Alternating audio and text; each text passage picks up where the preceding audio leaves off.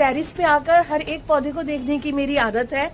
जब मैं टेरिस पे आई तो मैंने देखा कि जो मेरा ये डेहलिया का प्लांट मैंने फुल सनलाइट में ही रखा हुआ है, लेकिन पता नहीं क्यों ये इतना ज्यादा इन्फेक्टेड हो रहा है। इसकी लीव्स एकदम वाइट वाइट स्पॉट्स आ गए हैं लीव्स पे,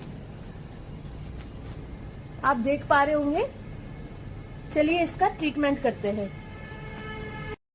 इस समय सबसे जरूरी स्टेप है इन्फेक्टेड लीव्स को हटाना, क्योंकि ये पत्तियां पूरे प्लांट के लिए इन्फेक्शन का सोर्स बन जाती हैं। हमें एक एक करके अपनी सारी लीव्स को हटा देना है जो भी इन्फेक्टेड हुई हैं, और केवल अब हमें उन वाली लीव्स को छोड़ना है जो कि नई ग्रोथ ले रही हैं, क्योंकि जो नई लीव्स हैं वो हेल्दी हैं, उन्हें हमें बिल्कुल नहीं काटना है। यही लीव्स आगे चलकर प्लांट को दोबारा स्ट्रांग बनाएंगी। मैंने अपना जो पॉट था, जब उसकी मिट्टी को चेक किया तो पाया कि मिट्टी थोड़ी सी कॉम्पैक्ट हो रही है और नमी भी उसमें ठहरी हुई है। तो मैंने हल्के हाथ से उसकी गुड़ाई करना शुरू किया, क्योंकि जब भी हम अपने प्लांट में गुड़ाई करते हैं तो पूरे प्लांट की जो सॉइल है उसमें एयर सर्कुलेशन अच्छा हो जाता है। क्योंकि ऑलरेडी हमारा प्लांट इन्फेक्टेड है, तो कहीं वो इन्फेक्शन हमारी मिट्टी के थ्रू, सॉइल के थ्रू जड़ों तक ना पहुंच जाए। इसलिए इस स्टेप से हमारे पौधे को बहुत फायदा होता है। जड़ें इससे स्ट्रांग होती हैं और पौधा रिकवर करके जल्दी ही हेल्दी बनने की ओर बढ़ने लगता है। इस समय पौधा स्ट्रांग नहीं है, वो अपनी हाइट को भी रोक चुका है। इसलिए मैंने डिसाइड किया है इसकी कली को हटाने के लिए, और मैंने कली को हटा दिया है। अगर इस स्टेज पर फूल आने दिया जाए तो पौधा अपनी सारी ताकत फूल बनाने में ही लगा देगा और ग्रोथ रुक जाएगी। कली हटाने से पौधा अपनी एनर्जी तनों को, जड़ को और नई हेल्दी लीव्स बनाने में लगाता है, जिससे यह फायदा होगा कि सर्दियों के पीक टाइम पर हमें ज्यादा बड़े और ज्यादा सुंदर फूल मिलते हैं। बस थोड़ा सा पेशेंस रखने से हमारा प्लांट लॉन्ग टाइम तक हेल्दी और ब्लूमिंग करता रहता है। कट करी हुई जगह पर फंगीसाइड इसे प्रोटेक्ट करता है।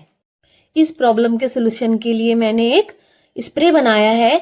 उसके लिए मैं लिक्विड में बना रही हूँ। 8 लीटर पानी लिया है मैंने, और इसमें आधा ढक्कन मैंने नीम ऑयल का लिया, और इतना ही मैंने लिक्विड सोप लिया है। लिक्विड सोप इसलिए जरूरी है ताकि नीम ऑयल अच्छे से पत्तियों पर स्टिक हो जाए। स्प्रे करते समय में ध्यान रखना है कि पत्तियों के ऊपर और नीचे दोनों तरफ अच्छे से स्प्रे हो जाए। मेरे पास डेहलिया के 5 प्लांट है।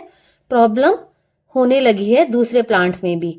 मैंने वही ट्रीटमेंट दूसरे प्लांट्स में भी करना शुरू किया। और हाँ, जो मैंने सारे इन्फेक्टेड लीव्स कट किए थे उन्हें हमें ऐसे इधर उधर नहीं फेंकना है। टेरिस के सभी पौधों में ये इन्फेक्शन फैल सकता है, इसलिए इनको कलेक्ट किया और सीधे डायरेक्टली मैं इनको बाहर ही डिस्पोज कर दूंगी। देखिए, मेरा एक दूसरे पौधे में भी यही प्रॉब्लम थी। मैंने इसी तरह से इसको कट किया, और इसमें भी एक कली आई हुई है, उसको भी रखना नहीं है, उसको भी कट कर कर अलग ही कर देना है, जिससे कि पौधे की एनर्जी बची रहे। ये प्लांट मेरा अभी तक मुझे बिल्कुल हेल्दी लग रहा है, लेकिन इसकी भी मैंने टॉप नोड ऊपर से कट कर दिया है, जिससे कि इसमें नई ग्रोथ आए और प्लांट बहुत अच्छे से बुशी हो जाए। सारे डेड लीव्स जो कि सूख कर लटक गई हैं उनको भी हटाना बहुत ज्यादा जरूरी हो जाता है। पौधों की गुड़ाई तो मस्ट है, ऐसा करने से उसको नई एनर्जी मिलेगी। हमें ध्यान रखना है कि स्प्रे हमें अपने सभी पौधों पर अच्छे से करना है।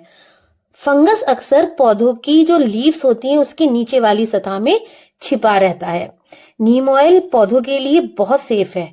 ये इन्फेक्शन को तो हटाता है, लेकिन जो बेनिफिशियल इंसेक्ट्स होते हैं उनको बिल्कुल भी नुकसान नहीं पहुंचाता। स्प्रे के बाद अपने पौधों को हम ऐसी खुली जगह पर रखेंगे जहां पर धूप नहीं हो और उनको हवा लगती रहे, जिससे कि पत्तियों का मॉइस्चर जल्दी ड्राई हो जाए। और उसके बाद अपने पौधों को हमें वहीं वापस प्लेस करना है जहां पर पूरे दिन की ब्राइट सनलाइट आती हो। आपको ये वीडियो अगर अच्छी लगी हो तो चैनल को सब्सक्राइब जरूर करें और बेल का आइकन दबाना ना भूलें। यदि आपके डेहलिया पे कभी कोई प्रॉब्लम आई है तो कमेंट में जरूर लिखें।